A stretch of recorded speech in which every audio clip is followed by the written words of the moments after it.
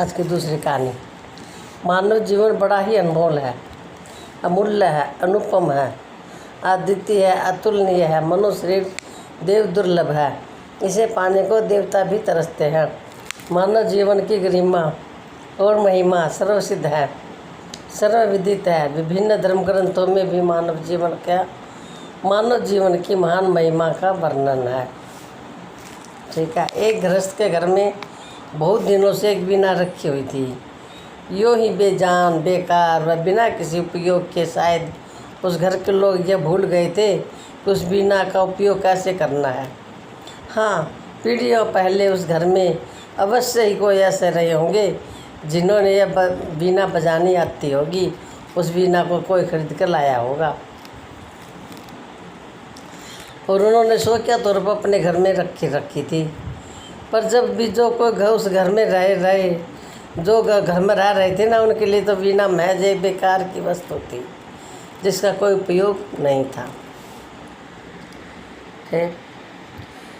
अब तो कभी कोई बच्चा भूल से भी उसे वीणा के तार को छेड़ देता तो घर के लोग नाराज़ हो जाते।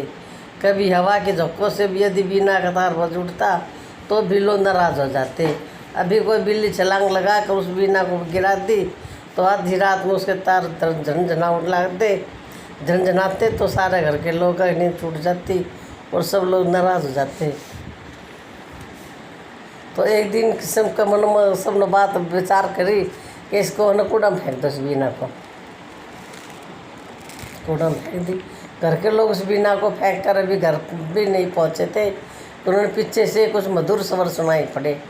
उन्होंने पीछे मुड़ कर देखा तो उनके द्वारा जो कूड़ा में फेंकी थी ना, क्या फेंकी थी? वीणा। वही एक साधु बजान लग रहा था। तो उन्हें बहुत प्यारी आवाज़ लगी, बहुत सुंदर आवाज़ लगी, बहुत मीठी आवाज़ लगी।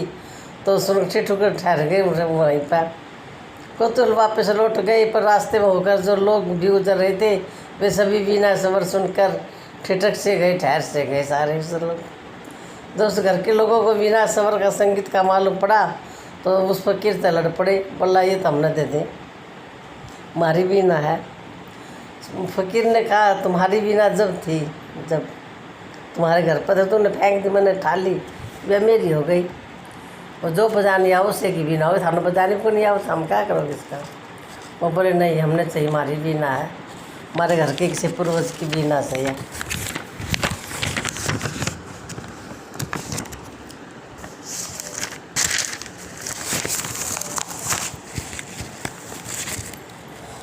व्यक्ति बोला मुझे सिर्फ वीणा नहीं बल्कि आपसे उसे बजाने का नियम भी सीखना है। उस व्यक्ति के आग्रह पर उस फकीर ने उसके घर आकर उसको वीणा बजाना सिखा दिया। वह फकीर वहाँ से चला गया, पर अब तो वह व्यक्ति भी नित्य वीणा बजाया करता। धीरे धीरे उसका अभ्यास गहरा से गहरा होता गया। वीणा के तार छेड़ते सबको बहुत आनंद आता था। इस कहानी की प्रेरणा यही है कि यदि जीवन जीने की तरह जिया जाए तो उसमें आनंद ही आनंद है, शांति ही शांति है। पर यदि जीवन जीने का तरीका सही न हो तो जीवन में दुख ही दुख है, अशांति ही अशांति है। यह देव दुर्लभ मनुष्य जीवन भी एक तरह का वीणा है, पर फिर भी हम उदास हैं, हताश हैं, निराश हैं, क्योंकि हमें इसे बजाना नहीं आता, हमें जीवन जीना नहीं आता। इसलिए तो इतना अनमोल मनुष्य तन पाकर भी हमारे जीवन में इतनी उदासी है, इतना दुख है, इतना क्लेश है, इतनी पीड़ा है। इसलिए जगत में इतना अंधेरा है, इतनी हिंसा है। जिस मनुष्य के शरीर में रहकर परम शांति की अनुभूति हो सकती थी, उस जीवन में संस्कारों का वह संसार का शोर शराबा अपने चरम पर है। यदि हम जीवन की वीणा को बजाना सचमुच सीख गए तो जिस जीवन में अब तक वासना की दुर्गंध रही, उस जीवन में समाधि के फूल खिल सकते हैं। अब तो दुखी उदास निराशा अशांति साम्राज्य रहा, उस जीवन में ही ध्यान का गहना उतर आने पर ऐसी परम शांति प्राप्त हो सकेगी जो कभी भी खंडित नहीं हो सकेगी। चलते फिरते सोते जागते हर समय हर स्थिति में महसूस किया जा सकेगा, हमारे जीवन में भी सर्वदा वही परम शांति हो सकेगी।